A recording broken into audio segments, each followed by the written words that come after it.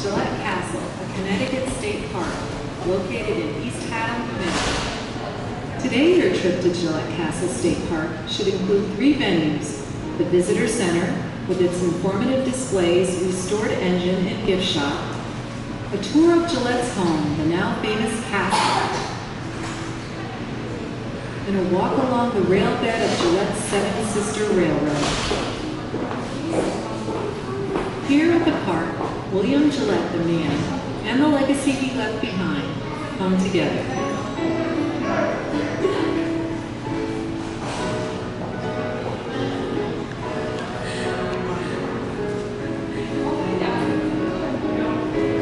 William Gillette was born in 1853 in the Nook Farm area of Hartford, Connecticut. His father, Francis, was a Yale graduate and U.S. Senator. Francis married Elizabeth Hooker, a descendant of Hartford's founders, in 1834. William was the youngest of 6 children. Being much younger than his siblings, he was often treated as an only child. In his early years, William roamed the railroad stations and shops near his Hartford home. His love for the railroads dates from these years. Decades later, he wrote to a friend, "This is the kind of boy they built in my school days when I infested the Hartford shops and roundabouts." While a student, Gillette tinkered in his workshop, invented gadgets, and designed small devices. At age 13, he built a puppet stage in his father's carriage house and put on shows for the neighbors. William's parents wanted him to follow a more dignified line of work, possibly law or politics, something more suited to his family class and background. But William had his own thoughts. While in high school, he wrote a successful one-act farce and appeared in amateur productions. By graduation, he had found his calling, the theater. In 1873, at age 20, Gillette ventured onto the stage. Funded by his father, he took an apprenticeship in New Orleans and then returned to Hartford. In 1875, the Nook Farm community welcomed a new neighbor, Mark Twain. Twain recommended Gillette for a part in the Twain play, The Gilded Age, at the Globe Theater in Boston. Afterward, for 6 years into the early 1880s, Gillette worked his way through New England towns, doing small stage shows and performing as a stock actor in Boston, New York, and the Midwest. Years later, Gillette reminisced about those early days. When I was young, I traveled around the small towns in New England, giving imitations of actors and celebrated people, and among them was an imitation of Mark Twain. I lived next to him all my early life. The celebrated story of Mark Twain, the one that first, I believe, made him famous, was called The Jumping Frog of Calaveras County. But by the early 1880s, Gillette's interest expanded beyond the theater. In 1882, William Gillette married Helen Nichols of Detroit, also a stage actor. For 6 years, they traveled the country together and delighted in each other's company. Helen made the many apartments and hotel rooms their home and monitored William's health. But in 1888, at age 28, a ruptured appendix took Helen's life. William was devastated. He never remarried. Grief-stricken, Gillette did not act again for 6 years. He slipped into depression and tried to find solace in Nantucket, Florida, and Georgia. He settled in a cabin he named Thousand Pines in the hills near Tryon, North Carolina. Compounding his troubles, in the spring of 1890, Gillette contracted tuberculosis. A friend, whom he called Aunt Polly, nursed him back to health. Gillette resumed acting in 1894. He realized that the combination of writing, acting, producing, and directing would make him a successful man. He knew that the best way to fill theaters was by providing entertaining plots based on love, honor, integrity, and nobility. He also developed special effects in sound, lighting, and stage settings that thoroughly engaged patrons. At the height of his fame, William Gillette was a premier matinee idol. He was a slender 6 feet 3 inches tall with piercing blue eyes and a quiet, dignified manner. He would mesmerize an audience by standing motionless. He could steal a scene with a glance, a shrug, a finger twitch, or a slight inflection in his voice. In 1894, Gillette released his play, Too Much Johnson, which proved to be extremely popular. A year later, he produced his most popular play, Secret Service, a Civil War drama which attracted large audiences internationally. Then in 1898, at the age of 45, Gillette's agent introduced him to a character he had not heard of before, Sir Arthur Conan Doyle's Sherlock Holmes. Gillette read all of Doyle's stories and wrote the first adaptation of Sherlock Holmes for the stage. Gillette gave Holmes the deerstalker hat, bent briar pipe, magnifying glass, violin, and syringe. Doyle created the greatest detective in literature. Gillette turned him into a character that has withstood the test of time. Starting in 1899 and for the next 33 years, William Gillette crisscrossed the country and the Atlantic playing the role of Sherlock Holmes 1,300 times. He regularly posed as Sherlock Holmes for posters and magazine covers and became the living personification of Doyle's imaginary detective. Holmes became so real, many thought the character actually existed. His success made him famous even beyond his previous accomplishments. In 1900, his British tour alone netted Gillette nearly $100,000, about $2.6 million in today's money. During his acting years, Gillette never had a home.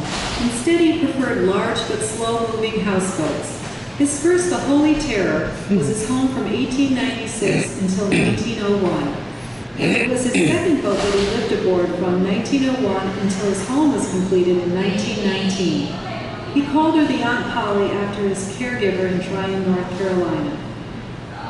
The Aunt Polly was everything a wealthy individual could ask for: comfortable, luxurious, and plush. At 144 feet in length, the Aunt Polly featured a 40-foot main cabin, 4 staterooms, and 8-foot ceilings.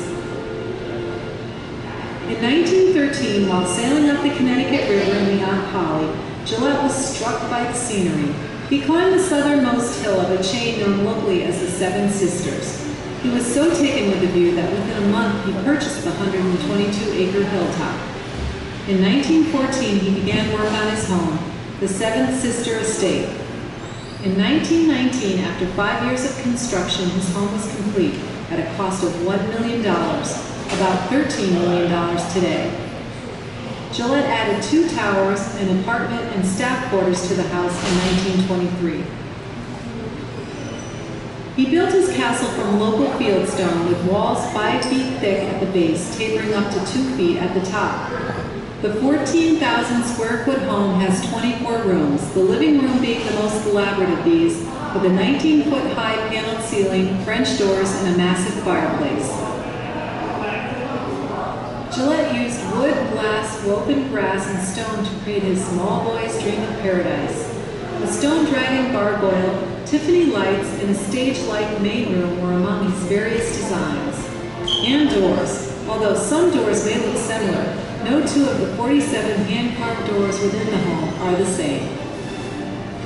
William Gillette never referred to his home as a castle. He did, however, refer to it once as his hat-lined stone heap. As his new house became his home, Gillette built a home for his longtime friend, companion, and valet, Yukitaka Osaki.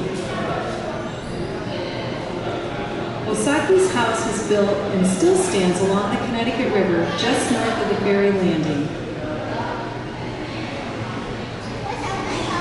There Osaki lived, tended his garden, and kept his animals. By 1927, at the age of 74, Gillette had traveled the country for years, performing his plays in the role of Sherlock Holmes hundreds of times. While Gillette retired and then emerged from retirement several times, he increasingly retreated to his home. In 1927, Gillette returned to one of his earliest loves, the railroad. He had both the means and the desire to build his own railroad, and he did just that. Upon his 122 acres, Gillette constructed 3 miles of quarter-scale railroad. He called his rail line the Seven Sisters Railroad after the hilltop he lived on. Albert Einstein and his wife are reported to be terrified when Gillette was at the controls. President Calvin Coolidge simply enjoyed the rides his friend William offered. Other famous visitors included Charlie Chaplin and Helen Hayes. This 3-mile-long track explored the property, crossed bridges, trestles, and passed through a tunnel. In 1927, Fox Movie Tone made a 2-minute newsreel about Gillette's new Seven Sister Railroad. In an era where silent movies were coming to an end, this was one of the earliest talkies.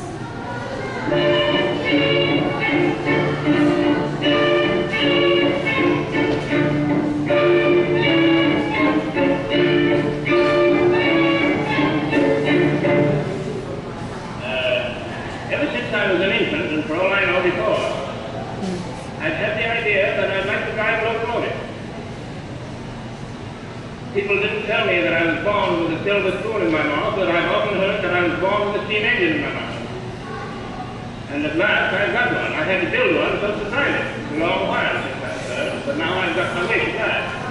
And I'd like to see if somebody would like to come and take a ride. All maybe. We'll have a little ride around the place. What do you say? All right, we'll do it. Okay, yeah, all right. Goodbye.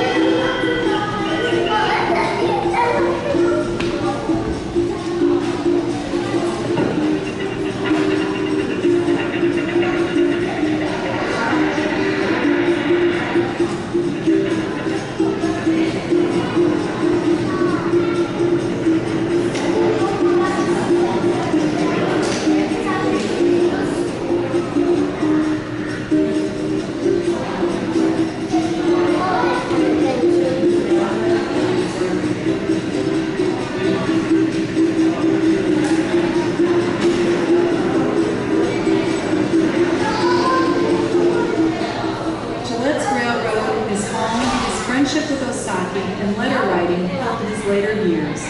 By degrees, age limited his activities.